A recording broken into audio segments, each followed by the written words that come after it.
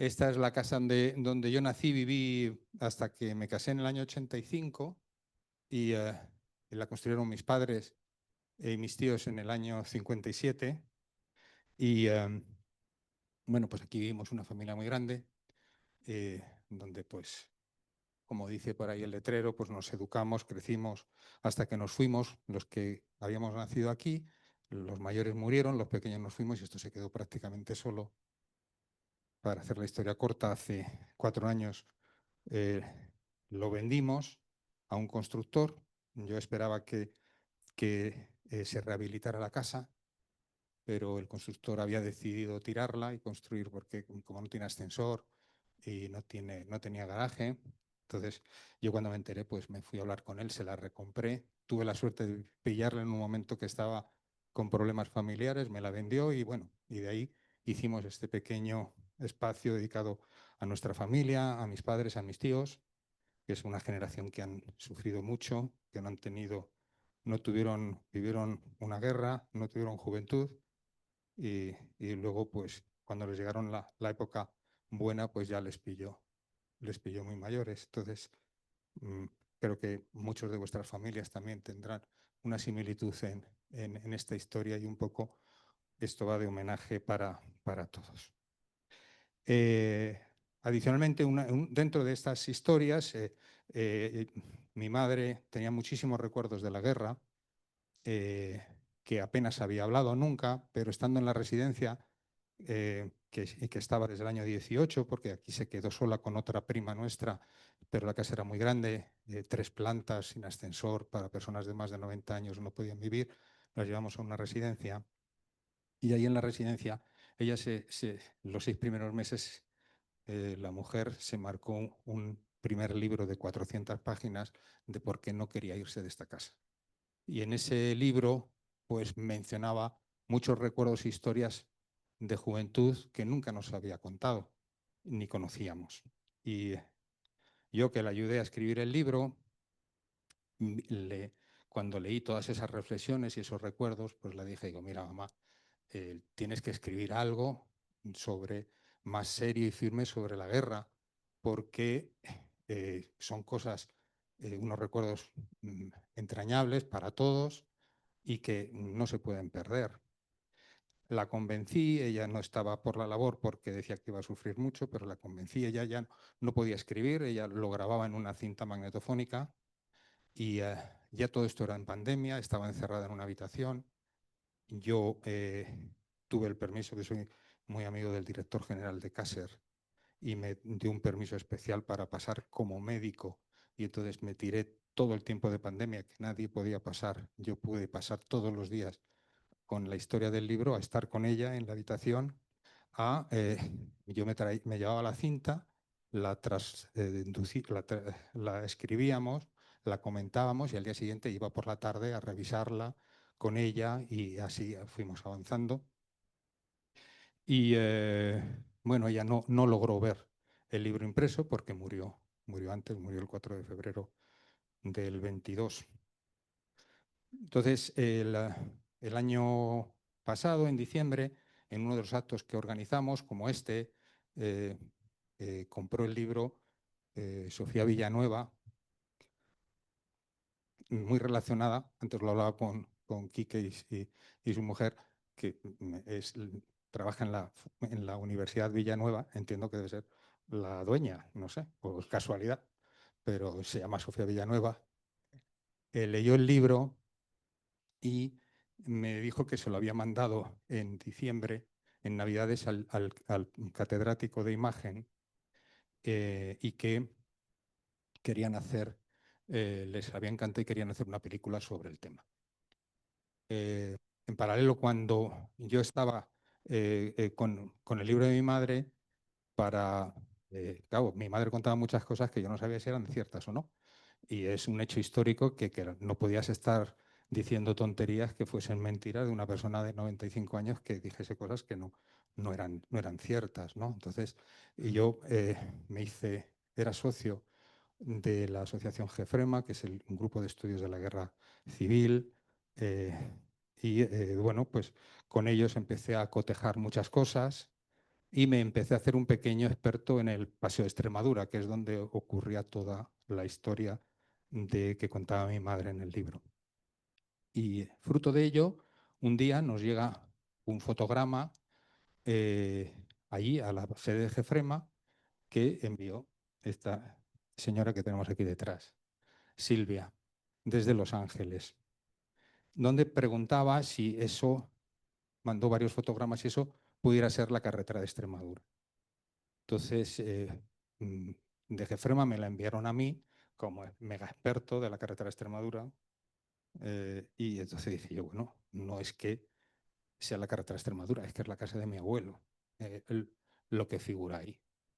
Total, que me interesé por ver esas fotografías, pregunté si había más y me dijeron, bueno, no, es que aquí hay películas, no son fotos, sino que hay películas largas de noticieros del año 36 que grabaron William Randolph Hearst y que están en la Universidad de California en Los Ángeles. Entonces, ahí entré en contacto con Silvia, me puse muy pesado y me fui para allá para verlas. Y a raíz de eso, pues establecimos una relación. Vi las películas, que son una delicia, tanto las que sale La casa de mi abuelo, que es así, como otras muchas que tienen muchísimo interés para todos los que nos interesa la guerra civil.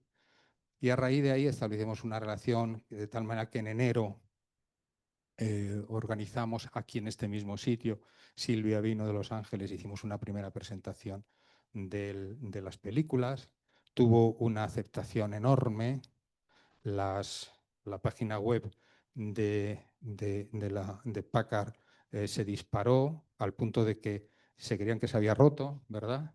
De la cantidad de entradas que tuvo el día, hasta el punto que el propio David Packard se quedó asustado del interés que podía tener en España un tema como la guerra civil, y desde ahí pues seguimos estableciendo una relación de colaboración y ayuda, y el punto sigue con que pues la universidad pues está haciendo una película sobre el libro, está haciendo una película sobre la historia de mis padres, y estuvimos la semana pasada allá en Los Ángeles filmando el inicio de esa película. Yo llegué el jueves de la semana pasada, así que feliz y encantado de que estéis aquí, muy feliz por toda esta historia, que es producto de muchísimas casualidades, y que hoy, pues, por interés de Quique Tolchev, que también es un apasionado de la guerra civil, me pidió a ver si podíamos repetir la conferencia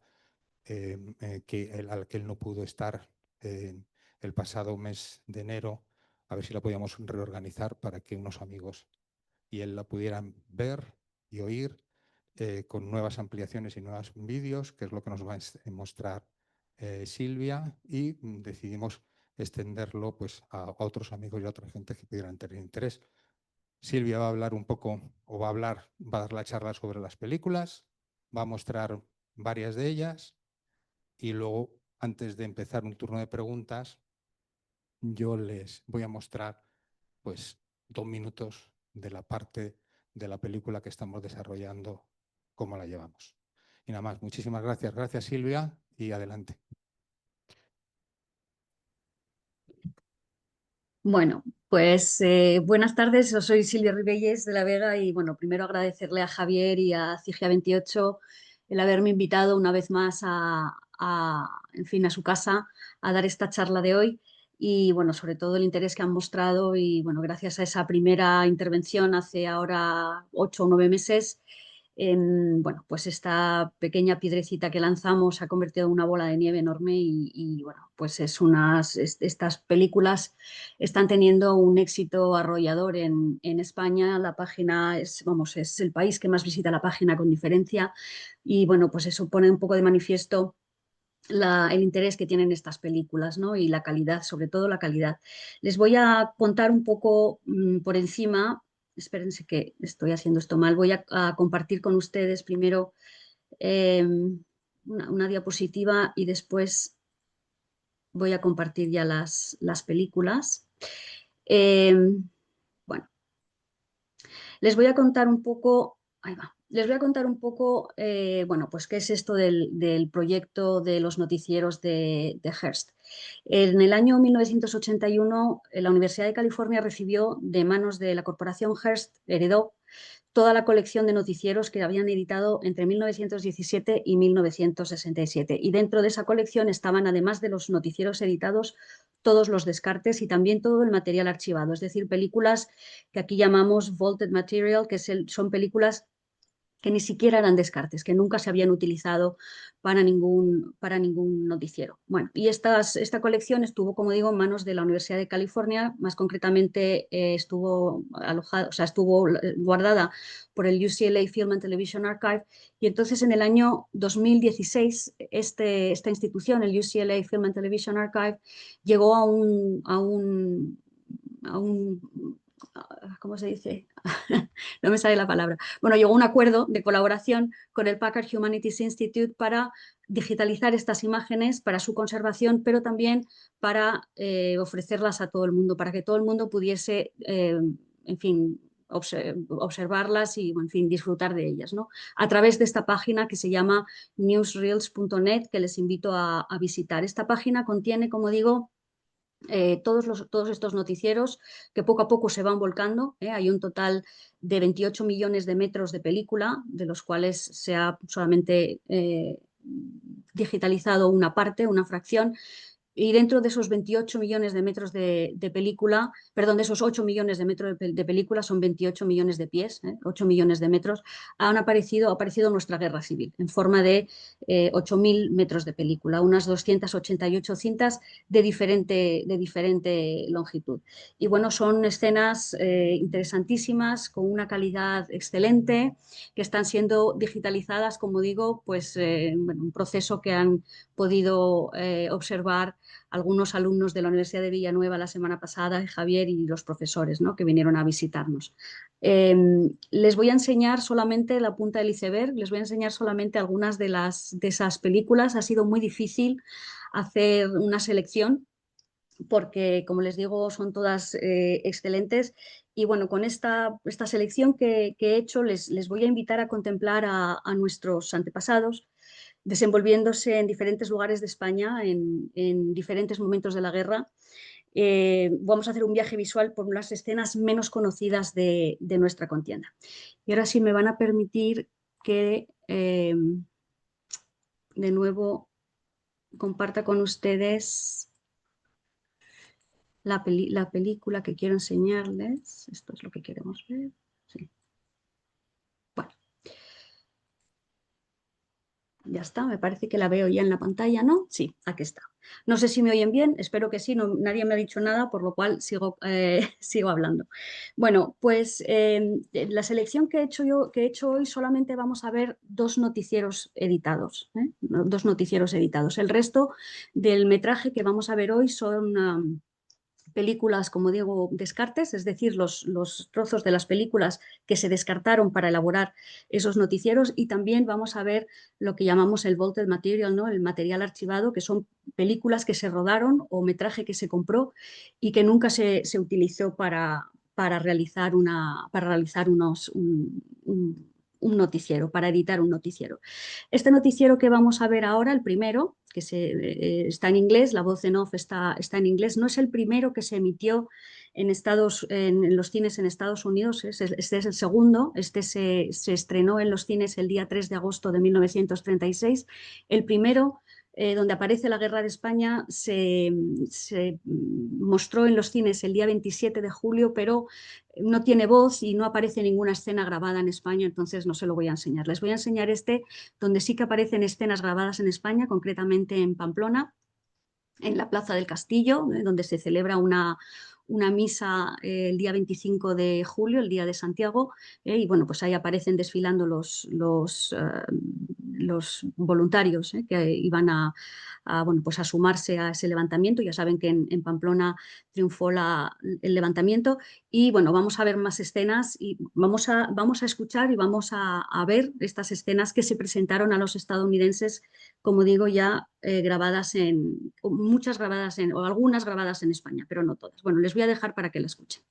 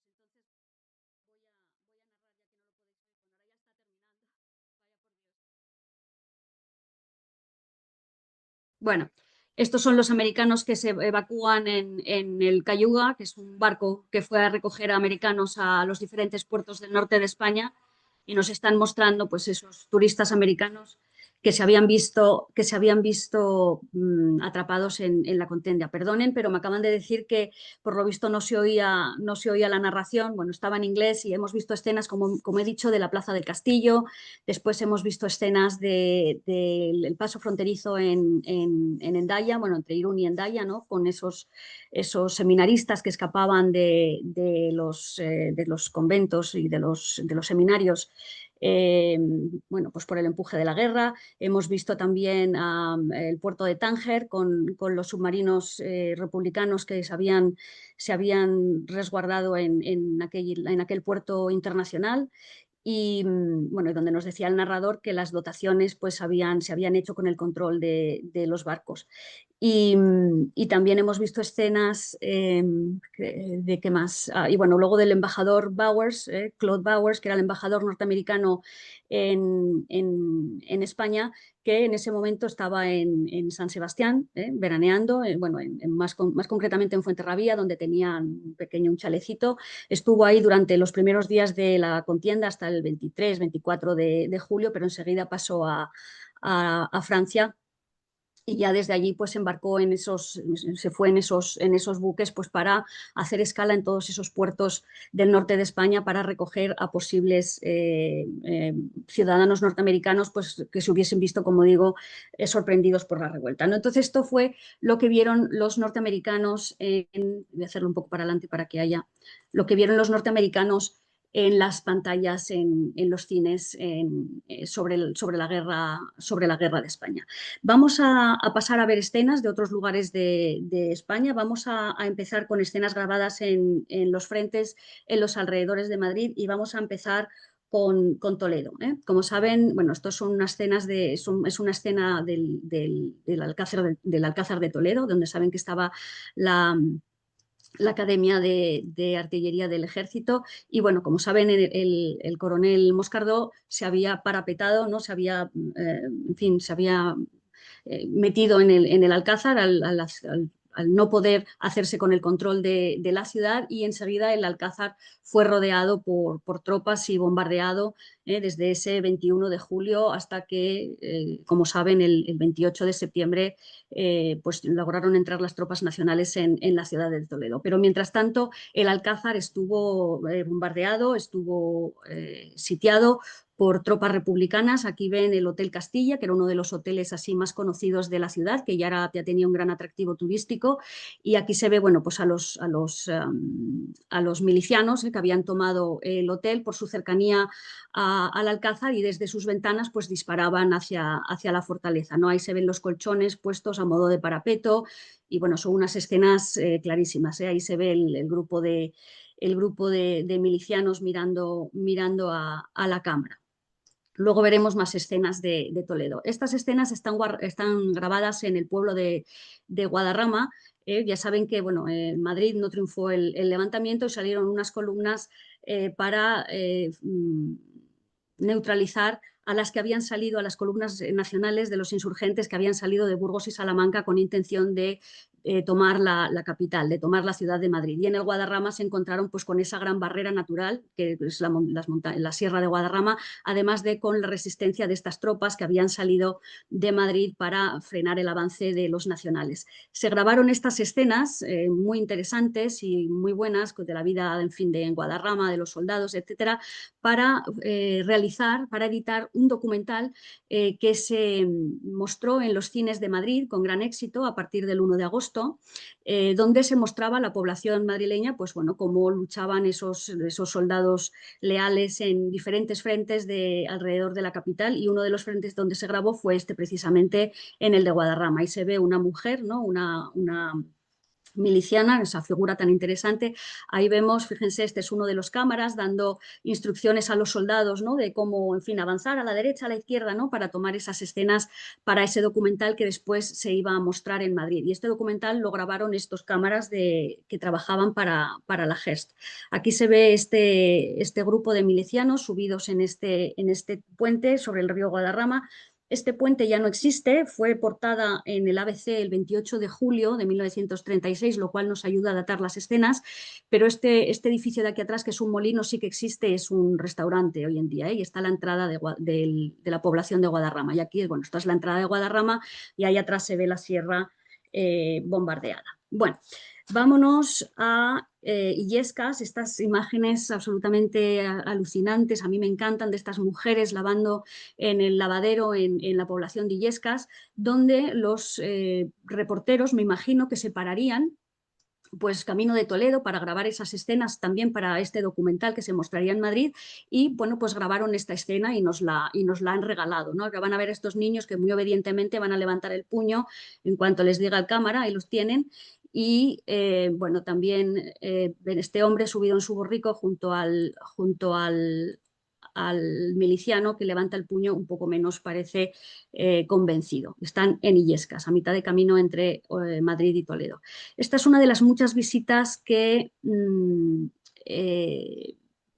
lo diré, Francisco Largo Caballero, en aquel momento era bueno, el líder sindicalista de la UGT, y el ministro de Asuntos Exteriores, Álvarez del Valle, Julián Álvarez del Valle, realizaron al frente de Madrid. Ahí tienen a Venceslao Carrillo, que es el padre de Santiago Carrillo, mano derecha de Largo Caballero, y bueno, pues ahí tiene una de las varias tomas que se hicieron con esa llegada de los políticos al frente. Era muy normal las visitas de los políticos al frente, pues en fin, para aparecer en la prensa y para mostrar a los, a los ciudadanos. Ahí tienen a Francisco Largo Caballero mirando por esos prismáticos de campaña en el frente de Somosierra. Esto también luego suponemos que se tomó y se utilizó para editar ese documental que de momento no hemos podido encontrar. Y aquí tienen un primer plano de nuevo de Largo Caballero en esa visita al frente, que como digo, no fue la única que hizo, hizo varias. Este es el frente de Somosierra. Las imágenes que vamos a ver a continuación ya están grabadas en Madrid, y bueno, aquí tenemos al batallón femenino, que pertenece al Quinto Regimiento, que como saben era de filiación comunista, y están haciendo instrucción en la Dehesa de la Villa. Esto es la Dehesa de la Villa al norte de Madrid, y aquí se muestra pues a estas mujeres que, como ven, van vestidas de calle, con sus vestidos, con alpargatas, algunas con zapatos de tacón. Estamos pues seguramente el 28 o el 29 de julio de 1936 en Madrid, imagínense el calor, y estas mujeres, bueno, pues haciendo instrucción al mediodía. Fíjense las sombras en el suelo, que son muy, muy cortas, lo cual, bueno, nos da una idea más o menos a la hora a la que se grabaron estas escenas, y bueno, pues cómo están aprendiendo a marchar, a desfilar, pero bueno, sin armas y sin nada. Ya saben, esa figura de la mujer, de la miliciana, que fue tan importantísima para la propaganda del bando republicano, aunque luego el papel de la mujer en el frente fue muy corto y muy concreto, y en fin. Aquí vemos a estos soldados del Quinto Regimiento que están desfilando por la calle de Franco Rodríguez en la confluencia con Lope de Haro en Madrid. Van camino de su cuartel, que estaba en un convento de salesianos, que todavía hoy existe, que hoy en día es un colegio, en la calle Franco Rodríguez. Fíjense en los niños cómo levantan el puño, cómo está la población totalmente obnubilada, ¿no? Contemplando estos desfiles de estos hombres y estas mujeres armados y, bueno, pues en pie de guerra. Todo el mundo, bueno, pues de momento era una auténtica novedad en Madrid. Y fíjense en la calidad de las imágenes, los hombres uniformados, en fin, de cualquier manera, esa muchacha sujetando un botijo, acompañando a las tropas. A mí me parece absolutamente, vamos, impresionante poder contemplar estas escenas tan diferentes, ¿no?, a las que no estamos acostumbrados, y además de esa calidad. Nos vamos a la ciudad de Burgos. Estas escenas se grabaron el 5 de agosto de 1936, ahora les voy a decir cómo lo sé, y aquí tenemos pues a los soldados confraternizando con la población. Estos muchos son voluntarios, otros son soldados regulares, pues que van llegando a Burgos, y desde allí se organizan estas columnas que van a ir hacia Madrid para atacar y lograr tomar la capital. Aquí tenemos, esta es la calle de la Merced, ahí está el puente de Santa María.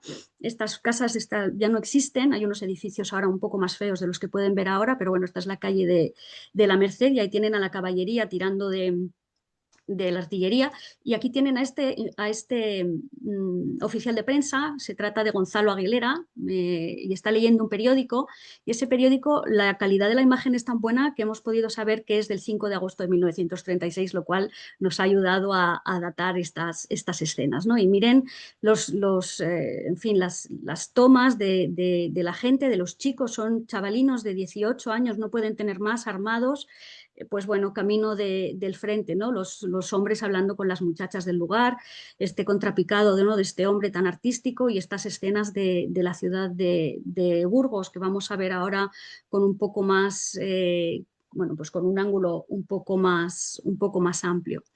Porque los cámaras decidieron subirse. Aquí ven a la gente viajando en los techos de los autobuses.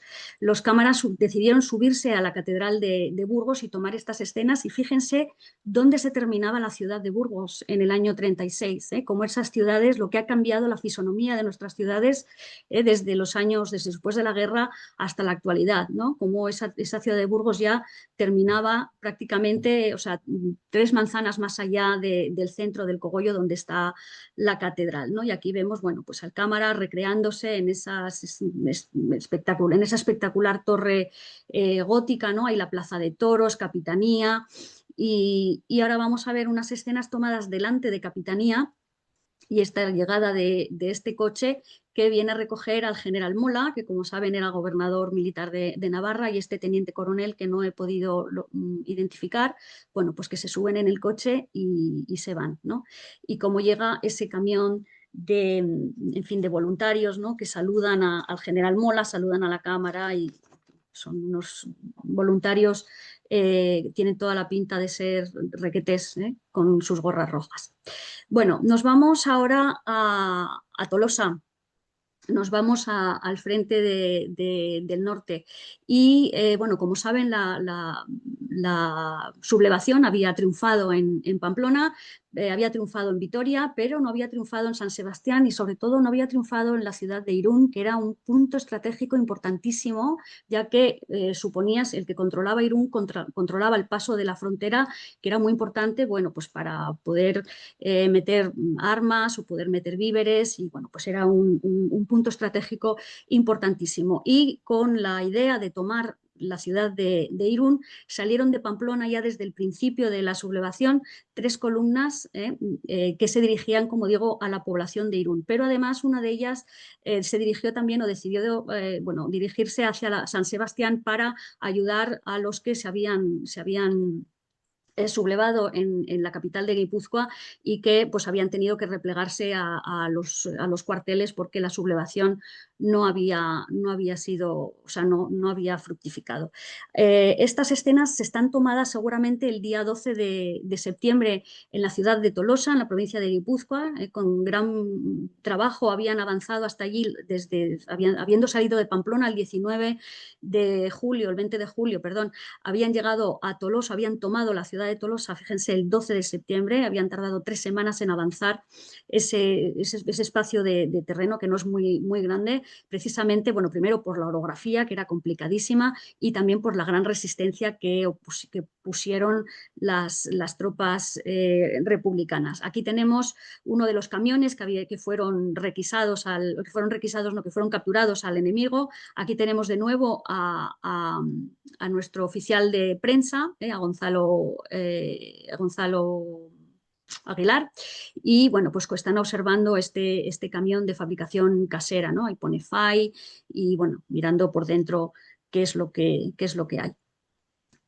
Vemos a ver a continuación, nos vamos al frente de Aragón, y aquí tenemos el aeródromo de Sariñena, en Huesca. Estas escenas se tomaron seguramente también a principios de agosto de 1936. Aquí vemos la llegada de un Delage 52. Fíjense, esto es un aeródromo que había salido de la nada, se había montado de la nada. Aquí tenemos a este piloto, este joven piloto, que se llamaba Jesús García Erguido, que moriría después sobre los suelos de Madrid. Madrid. Y aquí tenemos, fíjense, al piloto con una boina, al bombardero con unas alpargatas subiéndose en un Breguet 19 yendo hacia Zaragoza para intentar hacer caer la ciudad. Estamos en la primera línea aérea del Frente Republicano.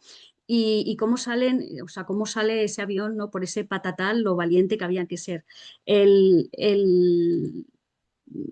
camarógrafo, el operador de cámara, tuvo la buena idea de grabar estas escenas de la vida en este campo de aviación de Los Monegros, en Sariñena. Y aquí vemos a las mujeres pelando huevos, aquí vemos una olla de lentejas. Van a ver que la calidad de la imagen es tan buena que vemos que efectivamente eso es lo que hay, es el menú del día: lentejas, huevos duros, y de segundo plato, pues ya ahí lo tienen, ¿eh? Un cordero a la estaca riquísimo hecho por el carnicero del campo.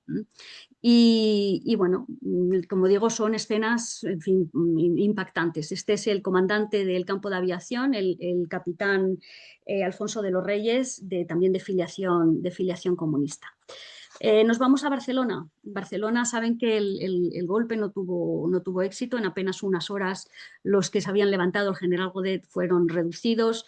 Los que se levantaron tuvieron que replegarse a diferentes edificios de la ciudad, y algunos falangistas se metieron en este Hotel Colón en la Plaza de Cataluña. Aquí se ven, bueno, pues los impactos de las balas en los cristales del hotel, que había sido, bueno, enseguida fueron desalojados los que se habían parapetado allí, reducidos por la gran cantidad de soldados pues anarquistas y comunistas, ¿no? Que había, sobre todo anarquistas, que había milicianos, perdón, anarquistas y comunistas que había en la capital. Aquí tenemos a un guardián, bueno, pues con su fusil guardando el edificio. De nuevo también escenas de la población barcelonesa despidiendo a las tropas que se dirigen hacia la Estación del Norte para acercarse al frente en Zaragoza para intentar derrocar a los insurrectos. Y aquí, bueno, pues la llegada de esas tropas a la Estación del Norte de Barcelona. Aquí esta escena, que muchos conocerán, de una famosísima foto de Capa, tomada también en este lugar, lo cual nos da a entender que todos los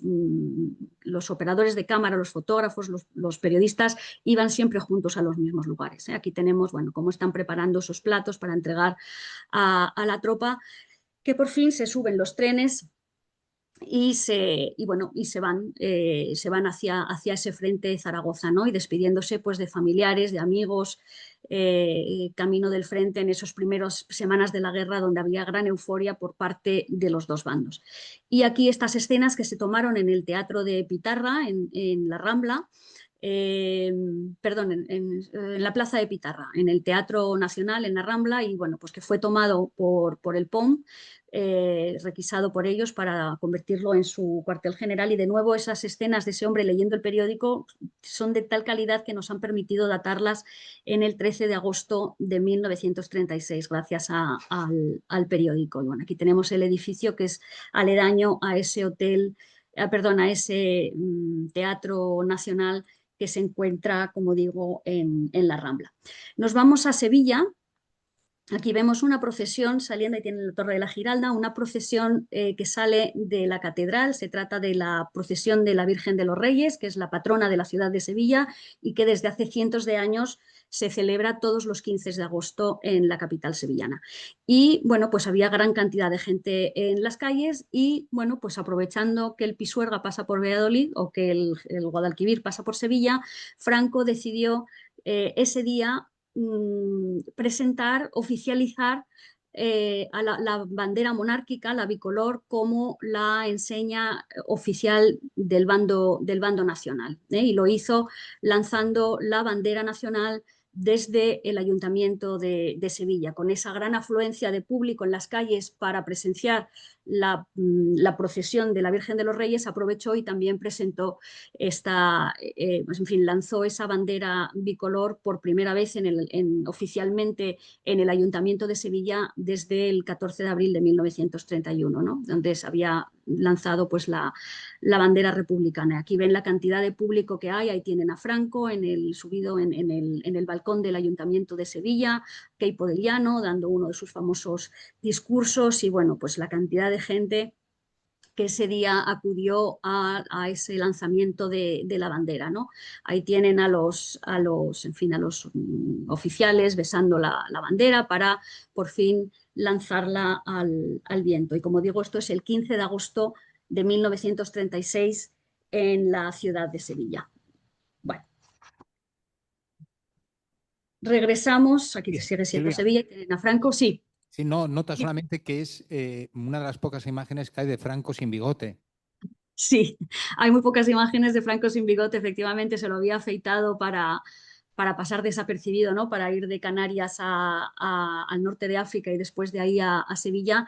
Y sí, efectivamente es una de las pocas imágenes donde aparece Franco sin bigote, ahí lo tienen. Bueno.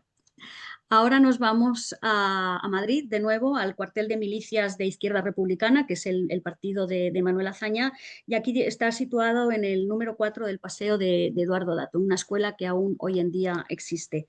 Este hombre que ven aquí desfilando y pasando revisión a las milicias, es el comandante Francisco Cabrerizo Romero, que estaba en la reserva, pero que, bueno, pues al estallar la guerra y ante la falta de oficiales en el bando republicano decidió, reengancharse, bueno, pues para ayudar en el esfuerzo bélico. Y aquí está, bueno, pues pasando, como digo, ¿cómo se dice?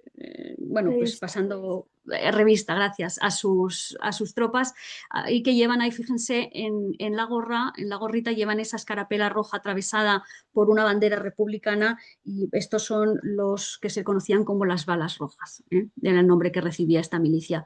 El comandante pasa revista y después, habla con la tropa, con los milicianos.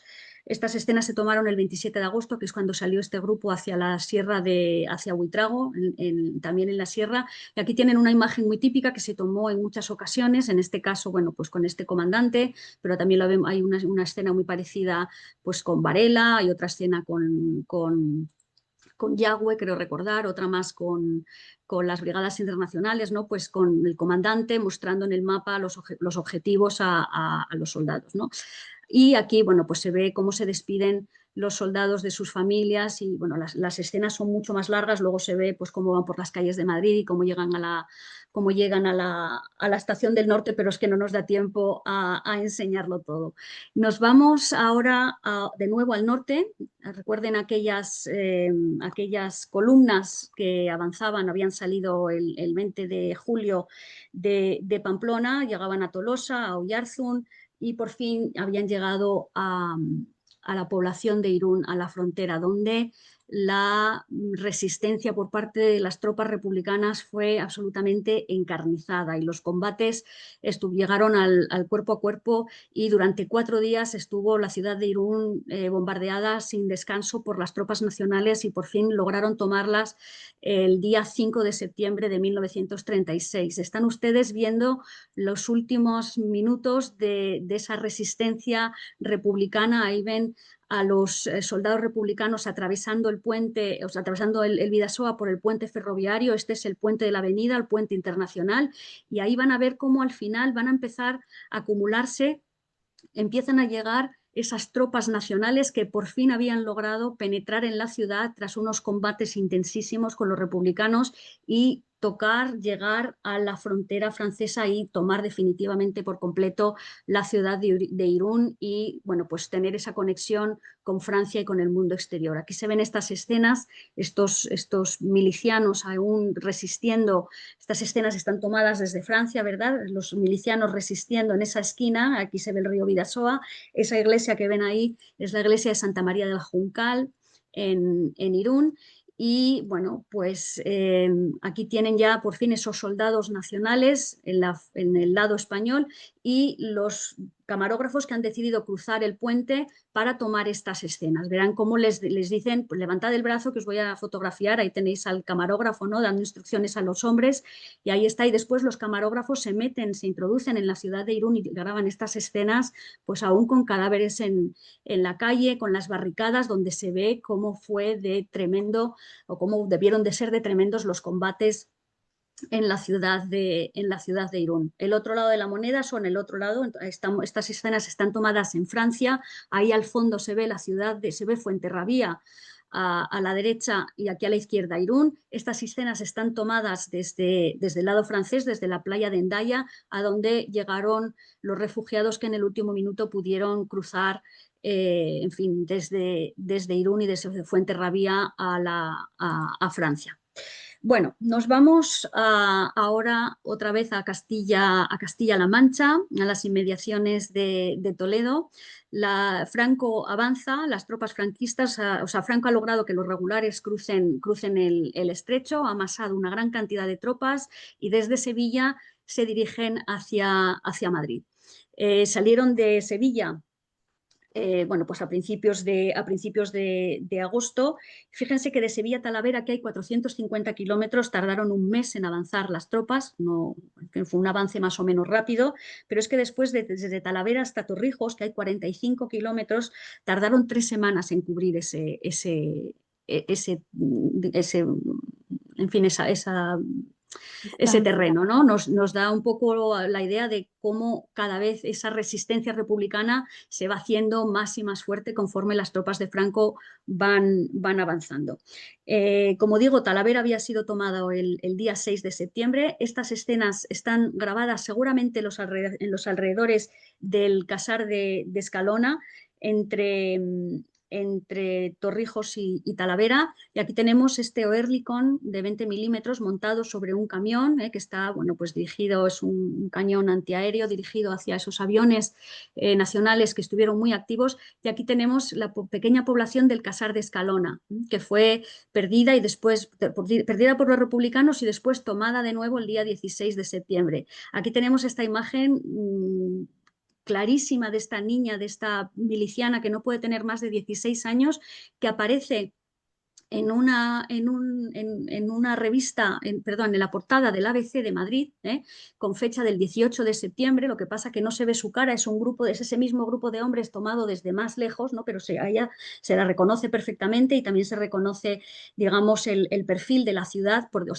perdón, del pueblo por detrás, de Casar de Escalona, lo cual me ha permitido datar estas escenas, pues seguramente hacia el 15 o el 16 de septiembre de 1936. Y ahí tenemos esos camiones, cómo avanzan, esos camiones cargados con esos Oerlikon, cómo avanzan, bueno, pues buscando el lugar para posicionarse. Nos vamos a Toledo. Saben que Toledo, la ciudad de Toledo, teníamos aquellos aproximadamente 900 guardias civiles y soldados y unos 600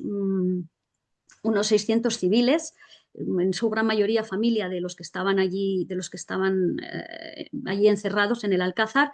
Y bueno, pues como aquellos soldados llevaban desde el principio de la guerra, desde el 21 de julio, encerrados en la fortaleza, bueno, y en unos reductos alrededor de la fortaleza, resistiendo el ataque feroz de las tropas republicanas que disparaban con artillería pesada, bueno, con armas cortas también hemos visto, y también, por supuesto, con aviación, ¿no? Llegó un momento en que el gobierno de la República decidió pues, que había demasiadas tropas allí, digamos, rodeando aquel punto, ¿no? Que no había manera de desalojar a aquellos militares, y que lo mejor era, bueno, pues hacer, vamos, ¿cómo se dice? A grandes males, grandes remedios, y entonces se decidió cavar 2 minas por debajo, dos galerías por debajo del Alcázar, y se introdujeron 5.000 kilos de explosivos de trilita para hacer volar la fortaleza por los aires y terminar con esa resistencia enconada en su interior, ¿no? Se convocó a la prensa nacional e internacional y se decidió que la voladura se iba a llevar a cabo en la madrugada en las horas más tempranas de la mañana del 18 de septiembre de 1936. Estas escenas primeras que estamos viendo aquí son más oscuras porque están grabadas muy de mañana, sobre las 6:30 de la mañana, mañana hubo primero una preparación artillera sobre la fortaleza y por fin, fíjense que hay dos torres, se ven dos torres en pie antes de la explosión y por fin las minas se hicieron explotar aproximadamente a las 7 de la mañana. Ahora vamos a ver la explosión, se va a mover un poco así la cámara y bueno, vamos a ver, ahí ven, bueno, ahí tienen el polvo en suspensión, el humo, ¿no?, que produjo la tremenda explosión. La población de Toledo había sido evacuada la noche anterior porque no sabían qué efectos podía tener la tremenda explosión que hubo. Y aquí ven a los milicianos, ven esas caras de preocupación de esos milicianos, bueno, pues que están viendo cómo la ciudad, cómo en fin, cómo el Alcázar ha volado por los aires y, bueno, pues ahora se dirigen hacia la ciudad para intentar tomar ya la fortaleza, suponiendo que los que estaban dentro pues seguramente habrían muerto por efecto de la explosión. Aquí vemos a los hombres caminando hacia la ciudad de Toledo. Esta es la entrada y tiene la Plaza de Toros, el Hospital de Tavera y esta es la antigua entrada de la carretera de Madrid que dirige hacia el interior de la ciudad.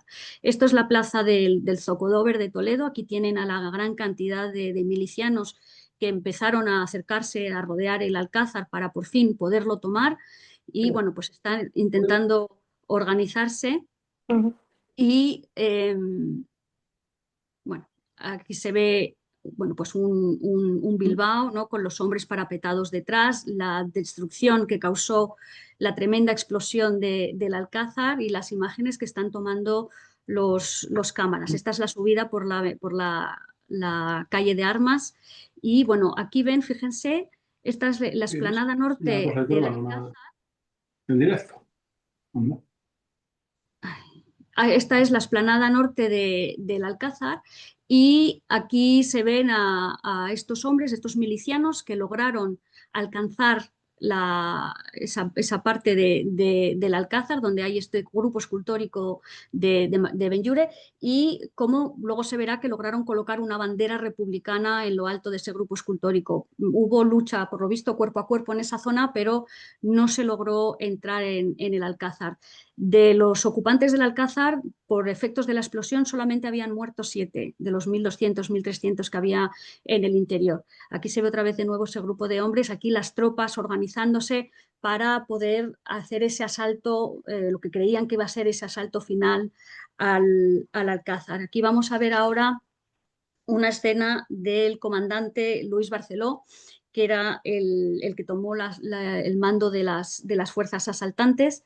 Aquí ven a los hombres entrando, esto es la Puerta de la Sangre. Fíjense cómo quedó la ciudad de Toledo.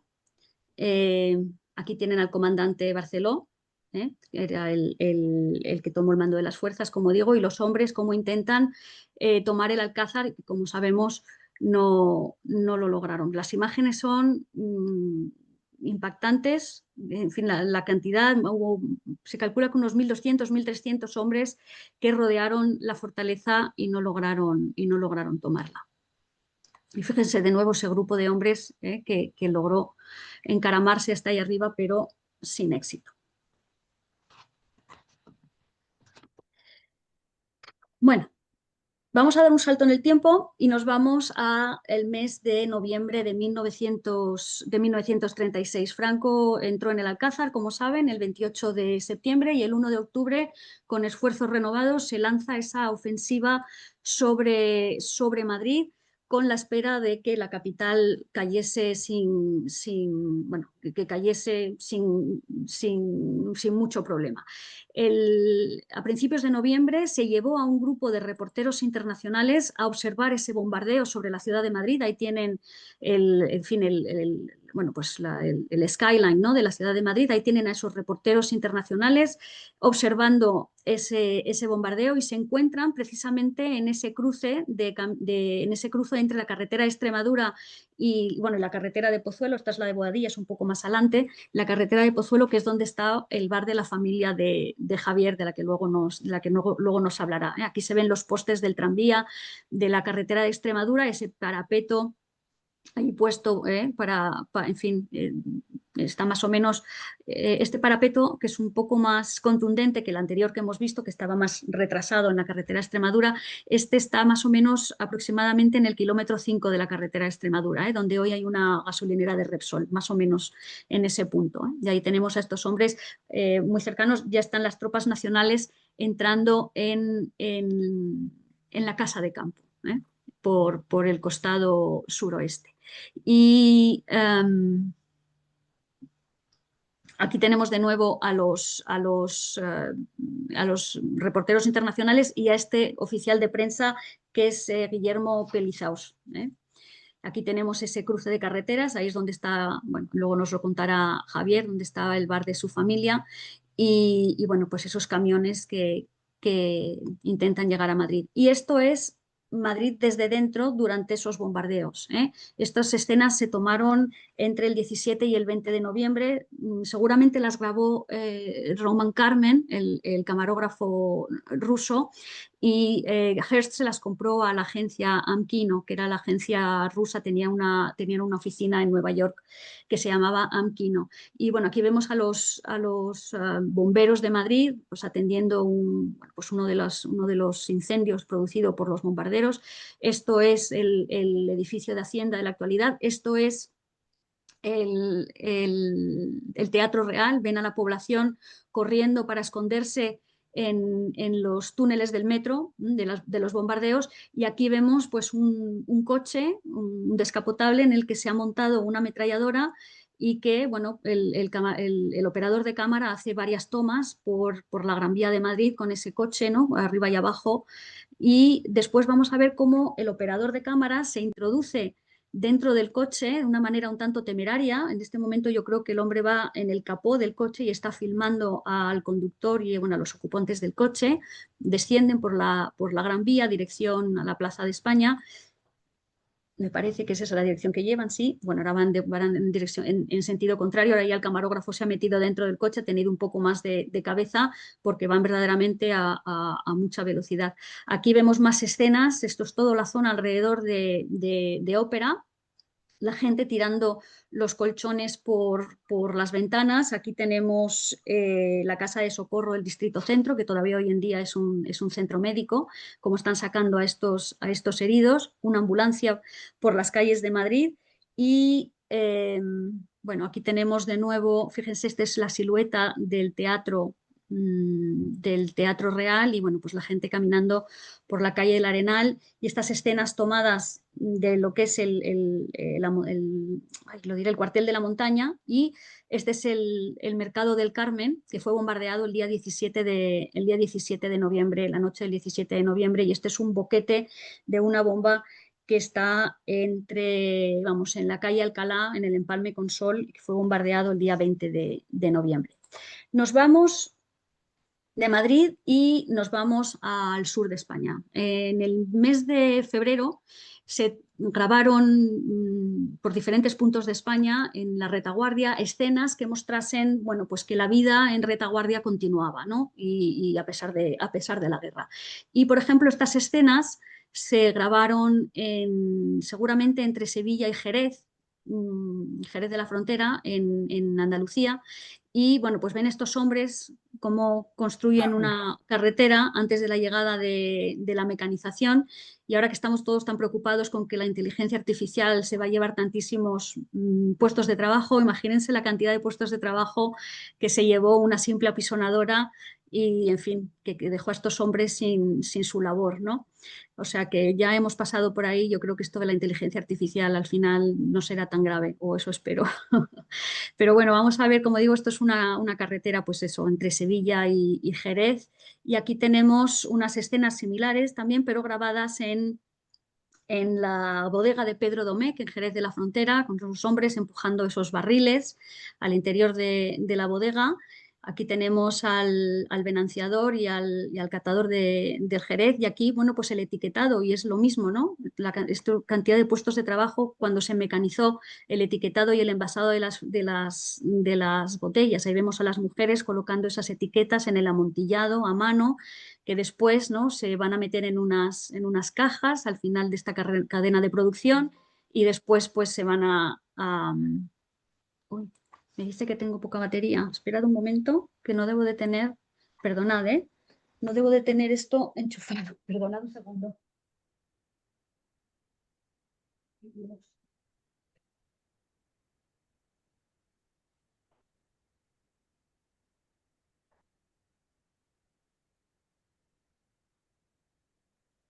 Hola, ¿se me oye? Sí. Vale, perdonad, Bueno, nos vamos a Barcelona. Nos vamos a Barcelona al 14 de marzo de 1937 y aquí estamos viendo al Batallón de la Muerte formado por anarquistas.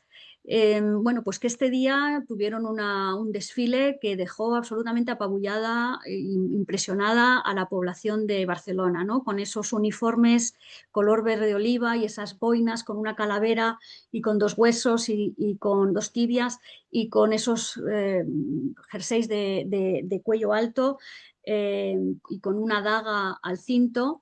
Ahí tenemos a Cándido Testa, que era el comandante de este batallón de la muerte, y desfilan porque ese día se inauguró una estatua al soldado del pueblo que se colocó en la Plaza de Cataluña. Ahí tenemos a Companys y esa estatua, bueno, pues como sabemos, no, ya hoy en día ya no existe. Ahora nos vamos a Valencia. Es una pena que no puedan escuchar, que no haya sonido, porque, bueno, yo la primera vez que vi esta película me quedé muy sorprendida porque, bueno, me pareció raro ver a estos hombres bailando, no sabía muy bien lo que era, pero se trata de prisioneros italianos, habían sido hechos prisioneros en Brihuega el 18 de marzo en el frente de Guadalajara y habían sido llevados a la retaguardia, a este convento de San Miguel de los Reyes entre Valencia y Alboraya, que había sido convertido en, como digo, en campo de prisioneros, ¿no? En una cárcel para prisioneros. Y entonces ese día se grabaron estas escenas, seguramente con fines propagandísticos, se llevó, los carceleros llevaron a sus hijos a la cárcel, pues para, en fin, para mostrar una imagen humana, ¿no? De estos, en fin, de cómo lo bien que se trataba a estos prisioneros, pues con sus guitarras, con prensa, con cigarrillos, contentos y cantando, ¿no? No pueden escucharlo, pero estos prisioneros, en este trocito que les voy a poner, están cantando el himno no oficial de Valencia en italiano y se escucha, es de las pocas grabaciones eh, de los Descartes que conservan su sonido original. Prácticamente ninguna de las películas que son Descartes o material archivado conservan el sonido. Es una pena que no lo puedan escuchar, pero están cantando Valencia es la tierra de las flores, de la plaza y del amor en italiano para los cámaras. Bueno, nos vamos al norte. Nos vamos a la ciudad, bueno, como ven, Durango. Como saben, Franco intentó tomar Madrid en muchas ocasiones, en 5 ocasiones, y ya por fin, cuando con la batalla del Jarama, pues aquello Madrid no acababa de caer, decidió lanzar su esfuerzo bélico, decidió lanzar los ataques contra esa franja del norte que estaba todavía en poder del ejército, o sea, que estaba todavía en poder de los gubernamentales.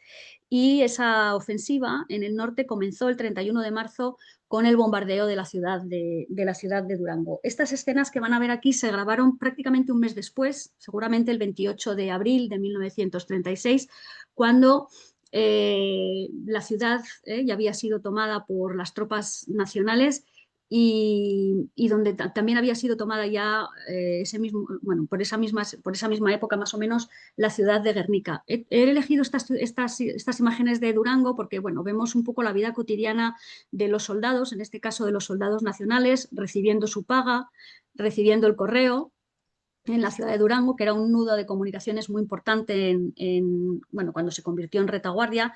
Aquí tenemos a los soldados nacionales en el ayuntamiento de Durango con la bandera nacional en fin, en el balcón del ayuntamiento, ¿no? Y aquí tenemos la calle Gurutzeaga con la calle Santa María, con un camión de intendencia, con los soldados con sus pertrechos, ¿no? Caminando por la calle. Esto hace bueno ese dicho de más gente que en la guerra, ¿no? Se ve la cantidad, lo que supone, ¿no? Mover un ejército. Bueno, en plena, ahí está la iglesia de Santa María, ahí atrás, que fue fuertemente bombardeada. Bueno, lo que supone mover un ejército, bueno, pues para este tipo de ofensivas. Vemos a los soldados, ¿no? Charlando entre ellos, este soldado lavándose las botas en una fuente. Y aquí vamos a ver también a los soldados, bueno, pues comiendo su rancho en la calle Zumalacárregui. Ahí se veían las vías del tranvía de Durango a Bilbao, y ahí, bueno, pues comiendo el rancho, ¿no? En estas escenas nos muestran, bueno, pues bueno, pues un aspecto más triste, ¿no? Uno de los aspectos tristes de la guerra, que es el de los refugiados. Estos campesinos que ante el empuje de las tropas nacionales abandonan sus aldeas, sus pueblos, sus casas y se dirigen hacia Bilbao. En Bilbao el gobierno autonómico de José Antonio Aguirre tuvo que hacer un esfuerzo titánico para dar de comer a toda esta gente que llegaba de los pueblos, que en fin, había tenido que salir de sus casas y llegaban allí, no tenían dónde alojarse ni nada que comer, y bueno, pues hubo que organizar estos comedores, como digo, para dar de comer no solamente a la población de Bilbao, sino también a los miles y miles y miles de refugiados que iban llegando poco a poco a Bilbao, empujados por el avance de la guerra, ¿no? Y aquí vemos, bueno, pues a los niños comiendo, y estas escenas seguramente se grabaron muy a finales de mayo, tal vez principios de abril de 1937. Aquí ya tenemos escenas grabadas en Bilbao después de que entrasen las tropas las tropas franquistas en la ciudad, que entraron el día 19 de junio de 1937. Estas escenas seguramente se grabaron ese mismo día. Aquí tenemos los puentes, habían sido volados, los 9 puentes que conectan los dos, o sea, que conectan Bilbao a uno y otro lado de la ría, habían sido volados, y la población tenía que cruzar la ría mediante estas barcazas que se colocaron para conectar, como digo, ambas orillas. Pues en fin, caminando por esas barcazas podían cruzar. Ahí ven la ría, ahí ven el puente del Arenal, la estación de la Concordia, esa es la calle de Navarra, la calle de Bailén, y bueno, pues ahí ven a la gente caminando. Estos son los efectos seguramente de la onda expansiva de esas explosiones que tiraron abajo los puentes sobre la ría de Bilbao. Aquí ven un Panzer I alemán, bueno, pues con un soldado y los chiquillos pues observando. Esto es la plaza que está delante del teatro, donde el Arenal, con la gente observando en fin, pues estos camiones que habían sido cogidos al enemigo, ese perrete ahí subido, ¿no? Hay muchos animales, aparecen muchos animales en el metraje, perros, gatos, en fin, caballos, mulas, hasta un mono, he visto periquitos, palomas, hay de todo. Y esto, bueno, esta es la población en la Plaza Arriaga, en Bilbao, esos niños haciendo un joyride, ¿no? en un tanque. Y aquí, bueno, pues ese puente del Arenal cortada, ese coche no va a poder pasar y va a tener que dar la vuelta. Aquí tenemos los acemileros delante de la iglesia de San Nicolás en Bilbao. Y en fin, pues ese movimiento que se ve de gente, ¿no? Después de la entrada de las tropas. Ahí de nuevo ese edificio que aún existe. Fíjense cómo está totalmente parapetado, porque se esperaba que el ataque de los nacionales llegase efectivamente, bueno, por este lado de la ría. Y bueno, al final las cosas, en fin, no ocurrieron como se esperaba, ¿no? Pero estaba el edificio preparado para efectivamente la resistencia. Aquí ven la estación de la Concordia y ahí el puente del Arenal. Estos aviones sobrevuelan la zona de Portugalete a un lado de la ría y Las Arenas al otro. Esto está grabado seguramente desde Guecho o desde Las Arenas, se ve ahí el puente colgante de Bilbao. Ahí se ve Santa María de Portugalete. Las tropas republicanas están aún alojadas al otro lado de la ría, y desde este lado de la ría, desde Guecho, se les está disparando. Y bueno, Son escenas muy impactantes y yo solamente les estoy enseñando algunas, pero les digo que hay muchas más. Vamos a dar un salto en el tiempo. Estábamos en el día 19 de junio de 1937 en Bilbao. Había caído la ciudad de Bilbao. El siguiente objetivo de esas tropas nacionales que siguen avanzando hacia el oeste fue la ciudad de Santander, que cayó el 25 de agosto. Y ya por fin se llega a la frontera entre Cantabria y Asturias. Y llegado ese momento, el 1 de septiembre, se organizan, digamos, dos frentes para ese asalto final sobre el Principado de Asturias. Por un lado, un frente que iría por la costa, paralelo a la costa, cruzando el río Deva ese día 1 de septiembre y avanzando paralelos a la costa, como digo, para llegar hasta Gijón. Y por otro lado, por el sur, desde las montañas leonesas, pues, en fin, llegar a tomar el puerto de Pajares y deslizarse por los valles hasta el corazón de Asturias. Estas escenas que vamos a ver a continuación están grabadas en ese segundo frente, en ese frente de la montaña asturleonesa. Estas escenas que ven ahora es una batería que estaba apostada en el puerto de Araya.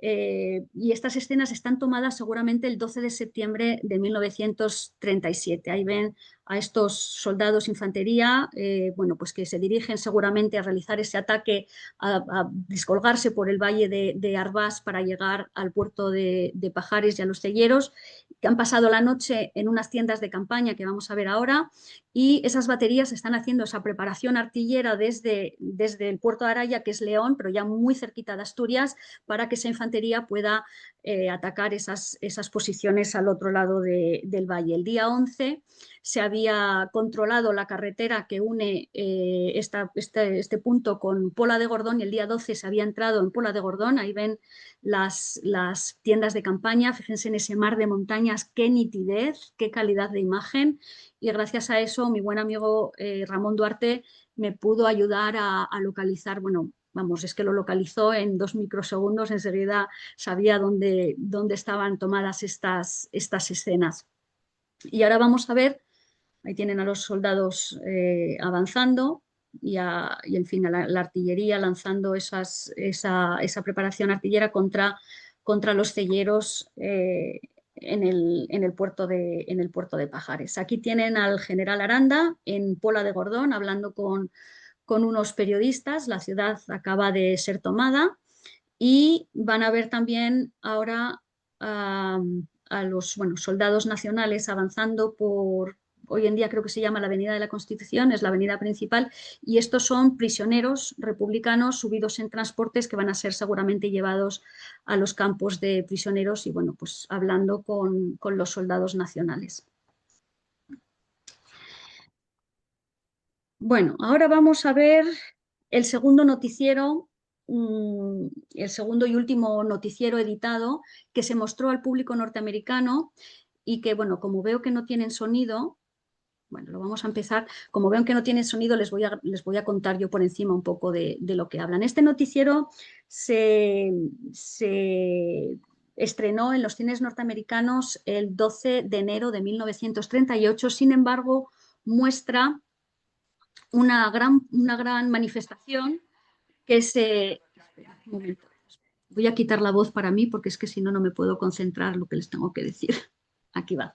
Bueno, muestra como digo, esa manifestación que se celebró el día 26 de diciembre en la ciudad de Barcelona para conmemorar o para celebrar la toma de Teruel. Fue la única batalla victoriosa del ejército republicano que tomó esta localidad en un ataque sorpresa el día que comenzó el 15 de diciembre de 1937, cuando Franco estaba de nuevo amasando tropas para tomar de nuevo o intentar de nuevo tomar la ciudad de Madrid. Sorpresivamente los republicanos lanzan el 15 de diciembre ese ataque sobre Teruel y lo toman el día 21 parcialmente, quitando esos dos reductos en el centro de la ciudad.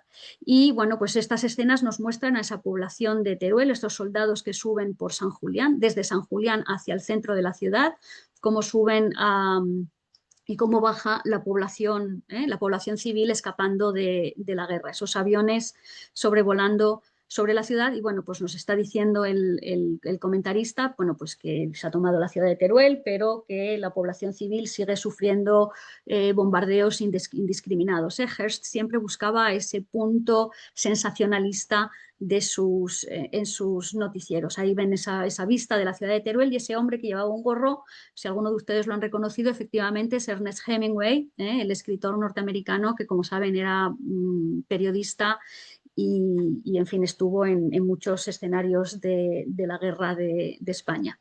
Estas escenas que vamos a ver ahora ya son descartes, ya no es el noticiero, son descartes grabados seguramente los días 22, 23 de diciembre de 1937, con esa población saliendo de Teruel en el invierno más frío del siglo hasta el momento. Las temperaturas habían bajado hasta 20 grados bajo cero y bueno, las condiciones de vida de tanto de los civiles en la ciudad como de los soldados que la rodeaban y que la atacaban o que la defendían eran absolutamente dolorosísimas por culpa de ese frío tan intenso. Aquí vemos estas imágenes grabadas muy cerca de la Plaza de Toros de Teruel, ese tanque ruso, ese T-26, aquí, bueno, los impactos en este edificio que ya no existe, y aquí este grupo de hombres que se está reuniendo alrededor de este personaje que vamos a ver ahora, que es Indalecio Prieto, que en aquel momento era el ministro de Defensa Nacional y que, como no, fue a visitar la ciudad de Teruel el día 22 de diciembre, por lo cual estas escenas las podemos datar en el 22 de diciembre de 1937. No fue el único que fue a visitar la ciudad, vamos a ver ahora más escenas, pero aquí se ve pues al ministro pues hablando con la tropa y tal en la ciudad de Teruel cuando ya casi estaba en poder de los republicanos, ¿no? La propaganda que se hizo al respecto fue bueno, pues tuvo muchísimo alcance. Este hombre que vemos aquí de gafas es Mantecón, era el gobernador civil de Aragón, y aquí está con un periodista de Crónica, José Quílez, y aquí vemos al mismo periodista, José Quílez, hablando con estos prisioneros que se habían hecho, estos prisioneros nacionales que se habían hecho en Teruel y que ahora están, bueno, subidos en este transporte seguramente para llevarlos a la estación de Mora de Rubielos, para llevarlos a la retaguardia, a los campos de prisioneros. Y aquí vemos a estos prisioneros que están siendo escoltados en esta población, esta pequeña población, que se trata de Alventosa. Hay muchas fotos tomadas de estos hombres que aparecen en muchos medios y que no se podían digamos, localizar exactamente dónde se habían sido tomadas, y gracias a estas películas hemos podido saber que están grabadas en Alventosa. Paro la película aquí porque me imagino que reconocerán aquí a Dolores Ibarruri, a la pasionaria, que también visitó el frente, junto con Vicente Uribe, que era ministro de Agricultura, y este hombre que está aquí, que casi no se le ve con la gorra de plato, es un comisario político. Ahí vienen a la pasionaria. Estas escenas seguramente se tomaron el 26 de diciembre, que fue cuando ella visitó el frente. Y aquí de nuevo, bueno, pues vemos a esos prisioneros nacionales formados, son casi todos guardias civiles, no todos, pero muchos son guardias civiles, están en una zona del pueblo de Alventosa. Ahí lo ven hablando de nuevo con esos dos periodistas, con ese que he reconocido que es José Quílez, y aquí los prisioneros de nuevo formados delante de la iglesia de Nuestra Señora de los Ángeles en Alventosa. Aquí van a ver ahora Nuestra Señora de la Asunción, perdón, de Alventosa. Aquí van a ver ahora el arco de la iglesia y ese FP, Frente Popular, grabado sobre la puerta de la iglesia. Ahora sí que vamos a pegar un salto larguísimo, porque ya no me queda más tiempo, un salto muy grande en el tiempo. Nos vamos a ir prácticamente un año después, a principios de febrero, más de un año después, principios de febrero de 1939. Desde que hemos dejado la batalla de Teruel, ya saben que Teruel fue reconquistado por los nacionales en el mes de febrero, y a partir de ese momento es cuando Franco decide que va a lanzar todo su esfuerzo al frente del este, del Levante, ¿no? Primero va a meter esa cuña que divida el frente del Levante en dos zonas, Valencia y Cataluña, y después va a lanzar toda su fuerza una vez que llega al mar en abril de 1938, una vez que ya por fin llega al mar, va a lanzar su ataque contra el frente de Cataluña, ¿no? La batalla del Ebro y luego la batalla de Cataluña. El día 25 de enero de 1939 cae la ciudad de Barcelona, entran las tropas nacionales en la ciudad de Barcelona. El día 22 el doctor Negrín ya le había pedido, ya empezaba a decirle a la población que abandonasen la ciudad de Barcelona porque la llegada de las tropas nacionales era inminente, y esa población civil empieza a dirigirse hacia la frontera francesa, en su gran mayoría a pie. Los franceses habían cerrado la frontera, no permitían que nadie la atravesase, y por fin el 28 de enero deciden abrir la frontera, pero solamente para que pasen a zona francesa mujeres, niños y ancianos, ¿no? Y bueno, ya por fin el día 5 de febrero se permite también la entrada a combatientes. Estas escenas están tomadas el 8 y el 9 de febrero, cuando ya las tropas franquistas habían llegado a Figueras, habían tomado Figueras y se dirigían a toda velocidad hacia la frontera francesa para tomar esos últimos reductos. Los franceses, como digo, permitieron la entrada de esas tropas derrotadas siempre y cuando abandonasen sus armas en la frontera y se quedasen internadas en territorio francés. Se abandonaron pues desde las pistolas, armas cortas, rifles, ametralladores, hasta absolutamente artillería pesada, tanques y, en fin, cualquier tipo de armamento que tuviesen, ¿no? Aquí vemos la entrada de otro de esos tanques y los policías franceses dirigiendo el tráfico, aparcando esos camiones cargados con la artillería, y los soldados están siendo cacheados por los franceses y van pasando poco a poco la frontera francesa. Para pasar en Lepertus de Francia a España había un primer control, que es este que vemos aquí, que está, digamos, en territorio francés, pero Lepertus tiene una particularidad, y es que esa calle que sube, el lado derecho de la calle pertenece a España y el lado izquierdo de la calle pertenece a Francia, por lo que una persona está subiendo por esa calle de Lepertus, se encuentra en territorio francés, pero las casas de la derecha pertenecen a España, ¿no? Hasta que ya se llega a una zona más alta de la calle y ya se entra en territorio francés al 100%, ¿no? Pero estos soldados españoles tenían que dejar las armas allí, las que no podían quedarse allí porque eran muy grandes seguían más arriba, pero ahí un poquito más arriba, en esta zona más o menos, aquí es donde ya se traspasaba por completo la frontera, ya estaba solamente en territorio francés. Fíjense que esto de aquí, de la derecha de este camión, es todavía territorio español. Es una particularidad que tiene esta ciudad fronteriza.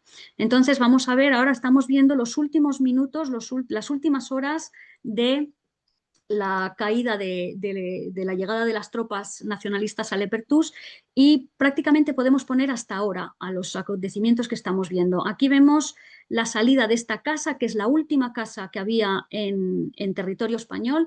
En esta casa, en la noche del 8 al 9 de diciembre, habían pernoctado el doctor Negrín, Álvarez del Valle y Vicente Rojo, y a las 10:30 de la mañana, como digo, se suben en sus coches para pasar la frontera francesa y escapar. Ahí ven el coche saliendo. Son las 10:30 de la mañana del día 9 de febrero de 1937. Ahí pasan los últimos hombres a pie de ese ejército republicano, y aquí a la 1:30 de la tarde de ese mismo día llegan las tropas nacionalistas, las avanzadas de esa 5ª División Navarra, que son los primeros en llegar a la frontera. Traen la bandera nacional. Aquí tenemos a este joven capitán, al que no he podido identificar, que saluda a los oficiales franceses para oficialmente tomar posesión de la zona española de la frontera. Se le lleva hasta esa zona alta de la calle, aquí están en Lepertus, se le lleva hasta esa zona alta de la calle, donde termina, digamos, la zona española. Estas son las últimas casas de la zona española antes de entrar en territorio francés.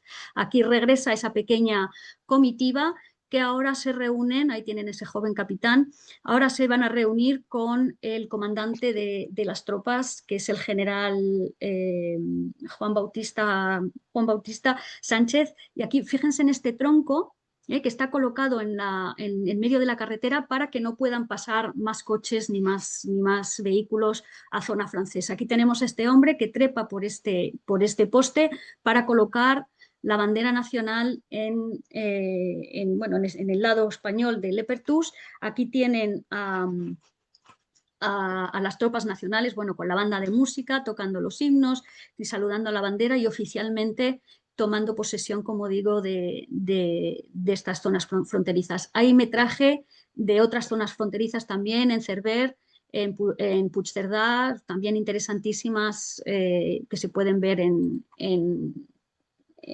la colección.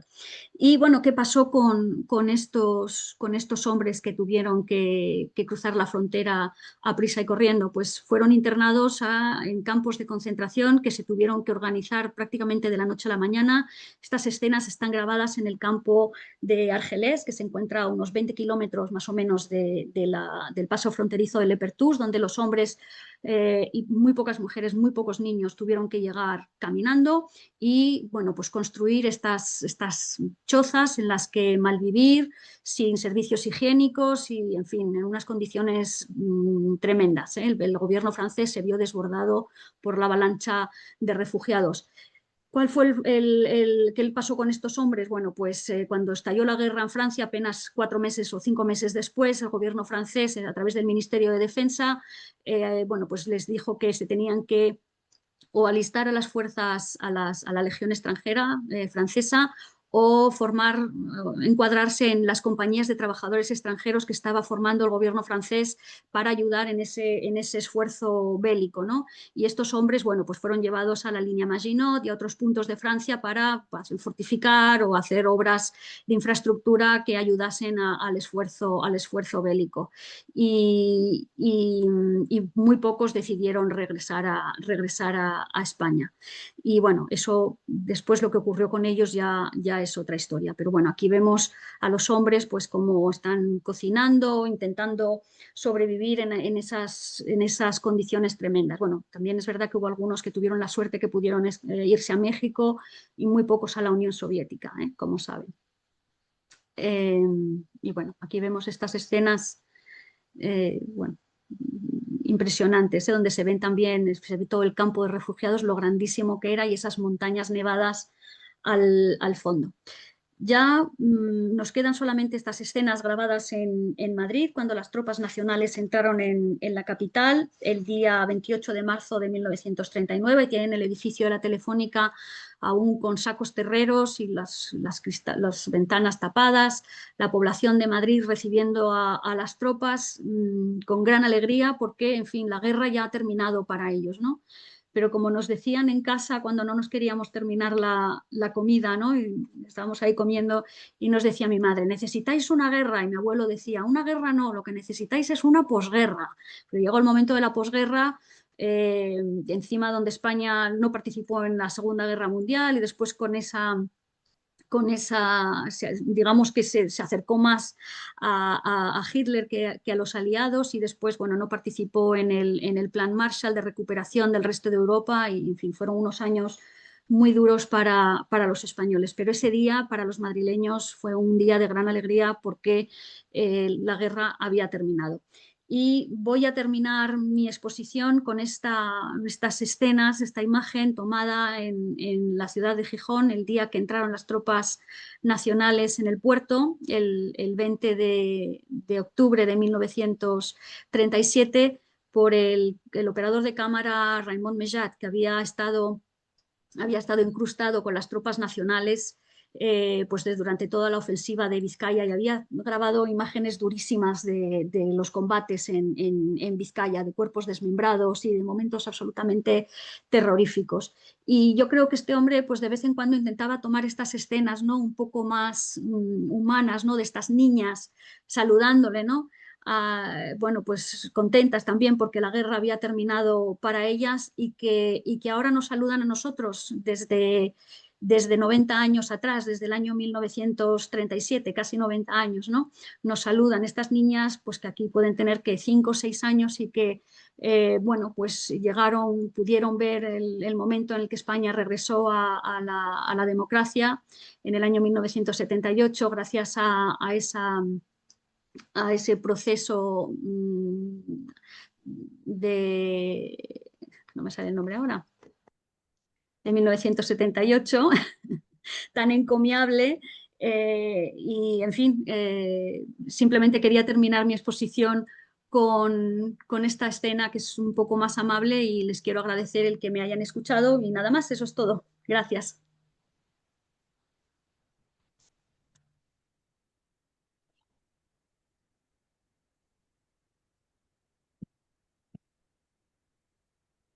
Bueno, gracias Silvia. Vamos a hacer ahora una pequeña presentación de las películas que estamos preparando y luego abrimos un rápido turno de preguntas si alguien quiere hacerte una consulta. Bueno, a raíz del libro que escribió mi madre y a raíz de las escenas que vimos aquí, pues yo que soy un culo inquieto, pues tuve la idea de empezar de hacer unas películas sobre toda esta historia y al punto se están realizando dos. Una la está realizando una universidad que ha tomado el libro y le ha interesado a la cátedra de imagen y están haciendo una película sobre la historia de mis padres. Y yo estoy haciendo otro tipo de película distinta sobre los 3 días de noviembre, del 6 al 9 de noviembre, que las tropas nacionales entraron en Madrid por la carretera de Extremadura, pasando por la casa de mi abuelo, por la casa donde yo nací años después, y cuyas imágenes casualmente salen en este noticiero y en las que pude comprobar lo acertadísimo de los recuerdos de mi madre, porque nosotros no teníamos ni idea, teníamos idea de cómo era campamento en los años 50 y 60, que fue cuando nacimos, pero no cómo era en 1936 y lo que contaba mi madre, pues no tenía forma de saber si era cierto o falso lo que decía. Al punto de que ella comentaba que había un campo de concentración allí en el año 39 que todo el mundo decía que era falso, incluso Jefrema dijo que no existía y luego se pudo demostrar que sí existió. Y la razón por la que estaba mi madre tan segura es porque la familia de mi padre, mis tíos, fueron allí presos y allí fue como se conocieron en ese campo de concentración. Vale. Entonces, Musa, voy a poner simplemente unas pequeñas imágenes de... Es un proceso muy lento, yo además no tengo mucho tiempo, llevo un año liado con ello y espero que para la película que está haciendo la universidad tiene que estar lista en junio porque es el trabajo fin del curso del máster de los alumnos, con lo cual si no lo tienen en junio suspenderán todos y la mía no tengo que aprobar ni suspender, pero ya que digo, bueno, la terminaré al mismo tiempo. Vamos. La película mía, lo que estoy tratando es hacer en render, reproducir lo que era esa zona de campamento en el año 36, que hoy en día, mucho más ahora con la operación campamento, lo poco que queda se va a tirar. Se va a tirar en la próxima primavera. Pero claro, como era en el año 36 es muy distinto de de cómo está ahora. Entonces, en base a toda la información que tenemos de la película, de lo que contaba mi madre y de ir investigando y de los edificios que estaban en pie en esa época y que todavía hoy están en pie, vamos a ver lo que estamos reproduciendo. Sí, aquí, bueno. Bueno, este es un fotograma de la película de Silvia, donde esto es en el cruce de la carretera de Extremadura con la Avenida de los Poblados, que era donde estaba el bar de mi abuelo y donde estaba la casa donde nací yo. Y donde nació mi primo José Ignacio al lado, que también está por aquí. Esta casa todavía está hoy en pie, es de 1900, pone arriba 1931, está hoy en pie, se va a tirar en la primavera. Esa casa también está en pie hoy, esta casa también está en pie y aquí se verá la fundación del bar que estaba haciendo mi abuelo nuevo, que es el que yo conocí, y enfrente estaba el antiguo. Y esta casa, en esta terraza, que es donde están estos reporteros, se tiró en 1980. Esa es la reproducción en render que estamos haciendo de ese espacio. ¿Veis la terraza donde estaban? Ahí va.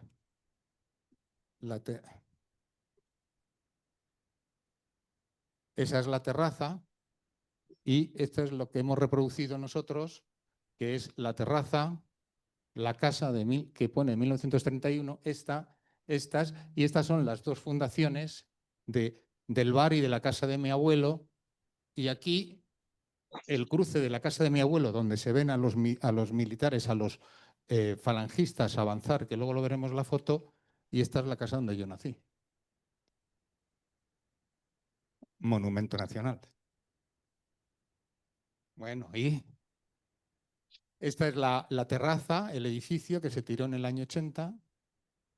Ahí se ve.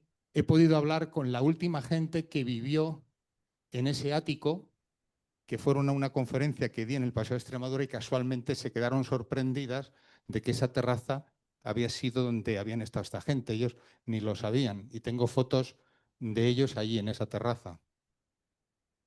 Ahí se ve otra vista.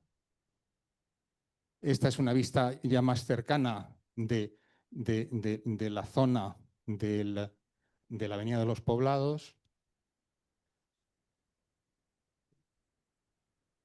Sí, sí, sí. Y esta es la de, no sé si te acuerdas, de Pachelo. Pero lo que pasa es que luego la reformaron en el año 50 y tiene 2 alturas.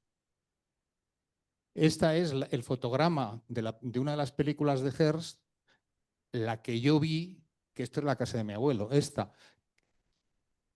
Que aquí hay una persona que igual es mi abuelo, no lo sé.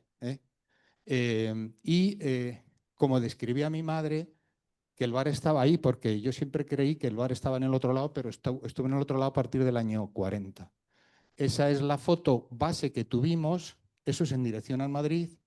Esta es la parada del tranvía 35 y esta es la reproducción que estamos haciendo en render, que luego le daremos animación. Y ahí se ve todo el esquinazo, el bar, la casa donde yo nací, otras casas que luego hemos conocido pero que no estaban en esa época, y ahí está el bar que luego en el año 42, cuando mis tíos salieron de la cárcel, la familia de mi padre estableció y se pusieron un bar. Al punto, y de eso va la película, que había un bar ya nuevo que el que estaba enfrente, de la familia de mi padre, muy falangistas, muy de derechas y muy favorecidos por la guerra, y el bar de la familia de mi padre, pues de apestaos presidiarios y con todos en la cárcel. Y esa es la historia de mis padres, que es de lo que va la película de Villanueva. Esta es, sí, esa es la Avenida de los Poblados. Esta es otra imagen de Hearst, de los vídeos, donde se ve, esto es a unos 100 metros del cruce, y esta esplanada de la izquierda, que también se ve desde la terraza, es donde se hizo el campo de concentración en en abril del 39, en el que hubo 5.000 personas, entre ellas mis tíos. Esta es la carretera de Extremadura, donde estaban los campamentos, tal y como estaba en el año 36, en dirección Madrid. A la izquierda es la valla de una iglesia mudéjar, que es donde se casaron mis padres, se casaron mis tíos y todos nos bautizamos ahí. Este es un vídeo, Musa. Este es un vídeo también de Hearst, donde se ve a unos soldados nacionales con un burro andando. ¿Veis ese edificio que se ve ahí al fondo? Ahí se ve.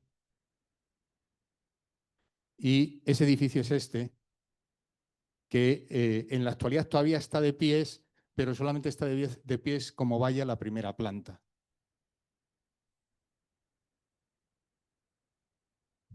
Este es el cuartel que se llamó luego Muñoz Grandes, que se tiró, que era un monumento que no se debía haber tirado, pero es un edificio muy bonito y se tiró en el año 2008. Y bueno, esto es todo lo que... Bueno, tengo muchas más fotos, pero no las enseño. Y bueno, ya para finalizar, si alguien tiene alguna pregunta para Silvia. Bueno, ahora voy a hacer de secretaria, hago de todo. Bueno. Silvia, oye, muchísimas gracias por la presentación que has hecho, ha sido interesantísimo. Yo, dos preguntas. Una primera, para fijar un poco conceptos, salvo los dos noticieros que no hemos podido oír la voz, que sí que eran con sonido, lo demás todos son descartes, ¿no? Es decir, trozos de película que nunca se llegaron a utilizar ni se pensaron utilizar y que están en la página web newsreel.net y se pueden consultar. ¿Eso es así? Sí, efectivamente, pero hay más de dos noticieros, ¿eh? Hay muchos más. O sea, se han conservado todos los noticieros en los que aparece la guerra civil entre 1930 o sea, julio de 1936 y mayo o abril de 1939, ¿eh? Se han conservado todos los noticieros y además casi todos los descartes de ese periodo de la guerra. La página es un poco farragosa navegar por ella porque, en fin, está hecha un poco lío y además están mezcladas todas las películas, es decir, no hay una zona específica para la guerra civil. Se pueden hacer búsquedas, hay una ventana para hacer búsquedas donde se puede poner, por ejemplo, Madrid, entonces aparecen todos los vídeos de Madrid, tanto de noticieros editados como de descartes y material archivado. Y luego, por ejemplo, se puede poner Sevilla, pero si uno pone Sevilla aparecen solamente 3 películas, pero si pones Seville, o sea, Seville, escrito a la inglesa, pues aparecen 26 vídeos en lugar de 3, ¿no? Aparecen muchos más. Entonces, de momento es un poco difícil y complicado navegar por la página y encontrar lo que uno busca, pero si hay alguna cosa específica que estéis buscando, no dudéis en escribirme, podéis preguntarle pueden ustedes preguntarle a Javier mi correo electrónico y yo estaré encantada de ayudarles a buscar si, en fin, si hay alguna cosa que quieren saber. Oye, hay escenas de aquí o hay escenas de allá, ¿no? Porque hay muchas escenas de Madrid, hay muchas escenas, por supuesto, del norte del País Vasco, de Asturias, de Gijón también hay algo. De Galicia no hay nada, lo siento, tampoco hay nada de Murcia, hay algo de Valencia, hay mucho de Barcelona, hay bastante de Sevilla, de Burgos, de Ávila. Pero en fin, es complicado de encontrar. Pero sí, está todo abierto a disposición en fin, del que se meta en la página, es de acceso gratuito, se puede compartir en redes sociales, se puede utilizar para investigación, se puede utilizar para la docencia, pero si alguien lo necesita utilizar para cualquier otro uso que no sea estos que he dicho aquí, hay que ponerse en contacto con la página, el correo electrónico que aparece inquiries@newsreels.net, bueno, aparece en la página web en contactos y bueno, pues preguntar, soy fulano de tal y me interesa utilizar este metraje para tal cosa y entonces ellos dan la licencia. Eso ya es algo que escapa a mi, no es parte de mi hacer en fin, en este proyecto. Vale. Y una segunda pregunta. Supongo que los corresponsales que iban a una zona no pasaban a la otra, o sea, que eran diferentes grupos de corresponsales. ¿De qué lado hay más noticieros o descartes? ¿Del lado nacional, republicano, están repartidos? O sea, ¿cómo Está, enfocaba la guerra civil? ¿Estaba más en un bando o en otro o cómo era la cosa? Están repartidos, no te sabría decir, la verdad es que no se me ha ocurrido, es que, o sea, pues podría ser un estudio que podría hacer alguien, ¿no? Mirar a ver en fin, cuántos minutos de película hay de uno y de otro, pero se enviaban reporteros indistintamente a las dos zonas, ¿eh? Y además no solamente se enviaban reporteros, es que también se compraba metraje. Por ejemplo, en Barcelona se compraba metraje más que se enviaban reporteros. Solamente se envió un reportero a Barcelona, que fue Petiot, y también estuvo por Valencia en diferentes épocas, pero casi todo el metraje se compraba a Generalité y no se enviaban reporteros. Pues sería más barato, sería más fácil o más cómodo, ¿no? Me imagino. Sin embargo, por ejemplo, a Zona Nacional era más común enviar reporteros, seguramente porque los nacionales no estaban tan bien organizados, no tenían en su manera al principio, sobre todo al principio de la guerra, de grabar, de hacer grabaciones, ¿no? Sí que hay metraje de la agencia italiana de Luce, que también se compraba. o sea, para escenas del bando nacional, pero no les sabría decir de cuál de las dos hay más. Hay de las dos, que es lo que hace tan interesante esta colección. Sí, yo quiero añadir que Silvia y yo estuvimos en julio en la Filmoteca Nacional, reunidos con la gente de la Filmoteca por su interés que tienen en estas películas, y estuvimos hablando de los fondos que ellos tienen. Y nos comentaban que no tienen muchos porque una parte de las grabaciones que se hicieron en el bando nacional, como no había productos químicos para revelarlos, se grababan, pero no tenían cómo revelarlos, y entonces muchos de ellos se enviaron a Berlín y a Lisboa, y algunos volvieron y otros no. Y en la parte republicana, pues se mandaron básicamente a Rusia también, donde muy poquito de lo que se envió volvió. Estuvimos en contacto con la gente de la Filmoteca Portuguesa de Lisboa, porque nos dijeron que allí era probable que hubiese películas que nos pudieran interesar, y nos contestaron en septiembre que sí, que efectivamente tienen allí en la Filmoteca Portuguesa muchísimas películas de la Guerra Civil que recibieron de cámaras españoles que habían grabado, que iban con el gobierno nacional de Franco para grabar estas imágenes, al igual que los cámaras de Gers, pero que no tienen presupuesto y las tienen guardadas y sin digitalizar. Y están en muy mal estado y no tienen forma ni posibilidad de grabarlas y de sacarlas. Yo hablé con Silvia sobre la posibilidad de, si hubiera la posibilidad de enviarlas a Los Ángeles, a Santa Clarita, que allí tienen los medios, pero burocráticamente pues es muy complicado el que Lisboa las suelte, si las ha tenido guardadas 80 años, que las deje para que, y se han quedado, y de momento esas películas nadie las puede ver. ¿Quién más quiere?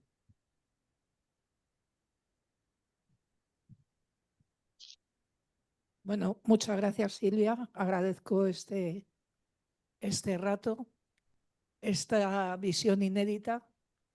Y mi pregunta es muy personal. Yo estoy buscando a 3 tíos desaparecidos. 2 de ellos tengo constancia y de hecho me metí en la Asociación Memorialista de Soria, que se los llevan desde Sigüenza a Soria. Y no sabemos si en el camino o una vez en Soria los hacen desaparecer. ¿Hay alguna filmación que recoja la batalla de Sigüenza o que recoja a los prisioneros de Sigüenza? Eso por un lado, y por otro también de la batalla de Talavera, porque creemos que el mayor le cogieron preso en Talavera y se lo llevaron a Oropesa. Muchas gracias. De Sigüenza hay poquísimo. Hay unas escenas que se grabaron que creo que es de la zona de Guadalajara, pero bueno, son tropas republicanas montando unos camiones para, en fin, para realizar un ataque y tal. O sea, no son prisioneros. Y de Talavera hay bastante, porque Talavera era un nudo de comunicaciones importantísimo, pero está grabado por los nacionales y se ve mucha tropa, se ve mucha población civil, pero no aparecen prisioneros. Siento comunicarle. Me mantendré atenta a ver si recuerdo, porque claro, estoy hablando también de memoria, es que son muchos metros de película. Y estaré un poco atenta a ver si en fin, apareciese algo, pero no, hay un grupo de prisioneros que se utiliza también para propaganda, pero es al revés, son prisioneros nacionales y son los republicanos los que están repartiendo tabaco entre ellos. No son, y luego hay un grupo de prisioneros también, que ahora recuerdo en Zaragoza, prisioneros republicanos o sea, de la batalla de Teruel, que habían sido llevados a Zaragoza. Pero eso ya fue en febrero del 38. Y no me suena lo que usted me dice, lo siento mucho. Silvia, podemos recordar que bueno, investigando todas estas historias, creo que fuiste tú quien diste en el año 1972 un cámara francés que estaba en la terraza esa que hemos visto, Ujú, hizo unas declaraciones a televisión, a la televisión francesa, ujú, la cadena, ujú. primera cadena, y le entrevistaron. Fuiste tú, ¿no? Y Sí. todo hablaba en francés, yo no tengo ni idea de francés, o sea que yo no me enteré, pero él comentaba un poco cómo fue esa grabación, ¿eh? Comentaba cómo fue esa grabación y que ellos estaban en Talavera de la Reina, que era la base que tenían, por eso Talavera debió ser un nudo muy importante porque los periodistas los tenían en Talavera, los que iban con el bando nacional, y el bando nacional decidía dónde los llevaba en función de lo que les interesaba. Bueno, es que los periodistas que entraban, porque los periodistas entraban o por la frontera de Irún o por la frontera o por la línea de la Concepción, o sea, por la provincia de Cádiz en barco, ¿no? Desde por Gibraltar, llegaban allí, entonces, claro, iban a Sevilla y de Sevilla a Talavera y ya desde Talavera se acercaban al frente de Madrid. Era, digamos, un poco el recorrido para acercarse al frente de Madrid por esa zona. Entonces, claro, Talavera era un nudo de comunicaciones muy importante. Eh, y sí, Es más, pero de es más, Talavera no recuerdo. perdona, ese hombre contaba que estuvieron ahí simplemente 4 horas ahí en esa terraza grabando Ujú. y que luego ya no supo más porque les mandaron, ¿a dónde les mandaron? ¿A Visinia o...? Sí, lo que pasa es que yo creo que él confunde las fechas porque a él le mandaron a China, pero al año siguiente, porque él, este Mejat, fue el que grabó toda la campaña de Vizcaya. Entonces yo creo que, claro, él contaba las cosas ya de memoria y entonces dijo, nada, desde ahí, desde Madrid, ya no pudimos ver caer la capital porque luego nos fuimos a China, pero claro, él se fue a China en octubre del 38, en Madrid cayó en el 39 y estas escenas las había grabado en el 36, o sea que yo creo que a él le bailaban las cifras Lo curioso por es ahí. que él hizo 2 o 3 fotos en esa terraza y claro, por descartes podemos ver en el vídeo que sale aquí quién es el francés, porque es el único que no sale en las fotos. Y sin embargo, en las fotos del francés sí sale el cámara de Hearst grabando las imágenes que hemos visto. ¿Más? ¿Alguien quiere preguntar algo?